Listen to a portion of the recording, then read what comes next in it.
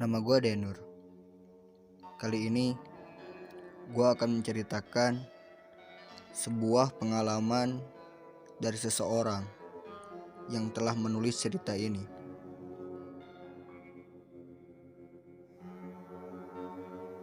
Awal cerita ini dimulai saat salah satu tetanggaku meninggal dunia. Aku tidak mau menyebut namanya. Sebut saja dia dengan Pak Budi. Pak Budi ini dikenal sebagai orang yang sangat tidak baik. Dia suka sekali berjudi dan minum minuman keras.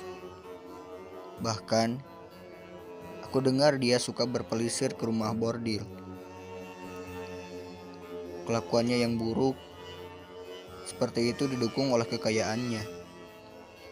Dia memperoleh harta yang sebegitu banyak, itu pun dari perbuatan yang tidak baik, yaitu dengan cara meminjamkan uang dengan bunga tinggi.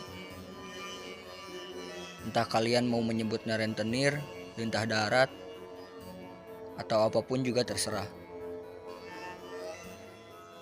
Saat dia meninggal, semua warga tidak ada yang mau ke rumahnya. Tetapi saat melihat istrinya yang menangis meminta tolong, dan salah satu kiai menyarankan untuk menolong sesama muslim. Meski aku kurang yakin Pak Budi muslim, karena aku belum pernah melihatnya sholat. Akhirnya, para tetangga bersedia menolong. Aku yang masih remaja diajak ayah untuk ikut.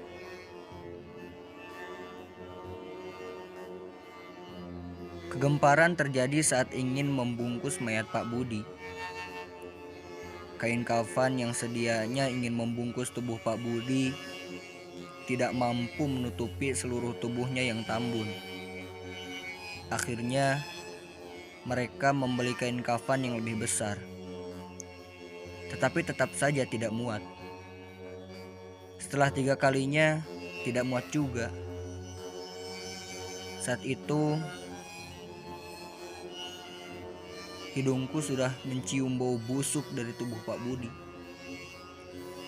Akhirnya, salah satu pelayat menyarankan untuk mengganti kain kafan putih itu menjadi warna hitam. Entah ide gila itu terinspirasi dari mana, tetapi ide itu berhasil. Tubuh Pak Budi bisa dibungkus dengan kain kafan berwarna hitam dengan sangat mudah. Seakan-akan itu adalah kain kafan yang sangat pas untuknya. Saat semua pelayat sibuk dengan keranda yang belum datang, apalagi saat itu hujan deras, aku masih berdiri di depan tubuh Pak Budi yang terbujur kaku di atas dipan. Saat itu, secara tiba-tiba dan perlahan, tubuh Pak Budi bergerak dan duduk. Dia menoleh kaku ke arahku dengan mata terbelalak, lalu mengatakan sesuatu dengan bibir kakunya. Pakai hitam, siapa takut? Lucu gak sih? Sebenarnya ceritanya tidak seperti itu. Saat aku melihat mayat Pak Budi yang terbujur kaku itu, entah kenapa bulu kuduku meremang. Baru pertama kali dalam hidupku aku melihat mayat dibungkus dengan kain kafan berwarna hitam.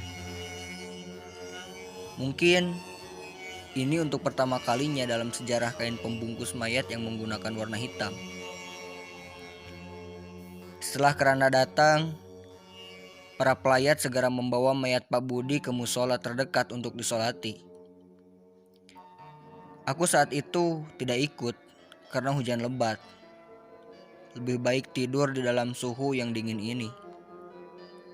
Saat tiba di rumah, semua orang tidak ada, karena mereka semua pergi ke rumah duka untuk membantu. Aku yang mulai merinding lagi, entah karena dinginnya hujan atau sebab lain. Akhirnya, memutuskan untuk ikut pergi ke kuburan bersama ayah. Beruntung saat aku masih kembali ke musola, iringan para pelayat sudah bersiap untuk berangkat. Aku lihat di depan, keranda yang membawa tubuh Pak Budi diangkat oleh 10 orang yang terlihat sangat berusaha keras untuk berjalan. Seakan-akan mereka mengangkat beban yang sangat berat. Di tengah jalan, banyak dari mereka yang membawa keranda itu meminta bantuan pada pelayat lain untuk menggantikan mereka. Tiba di kuburan, sesuatu yang mengejutkan terjadi. Kuburan Pak Budi belum siap. Menurut para penggali kuburan yang berjumlah 5 orang itu, mereka sulit menggali karena tekstur tanah yang keras. Meski saat itu turun hujan, 6 cangkul sudah jadi korban dan 3 lokasi berbeda sudah digali. Namun, hanya bisa menggali dengan kedalaman setengah meter saja. Akhirnya, kiai yang memimpin rombongan meminta semua untuk berdoa sebentar. Setelah itu, menyuruh untuk menggali lagi. Tidak lama kemudian, satu lubang kuburan telah siap. Meski tidak terlalu dalam, namun cukup untuk mengubur mayat. Masalah lain timbul saat tidak ada seorang pun yang mau masuk ke dalam liang kubur untuk menangkap mayat Pak Budi. Dan hujan yang turun sejak tadi mulai menderas, beserta suara petir yang semakin keras. Akhirnya, mereka berencana untuk memasukkannya dengan tali.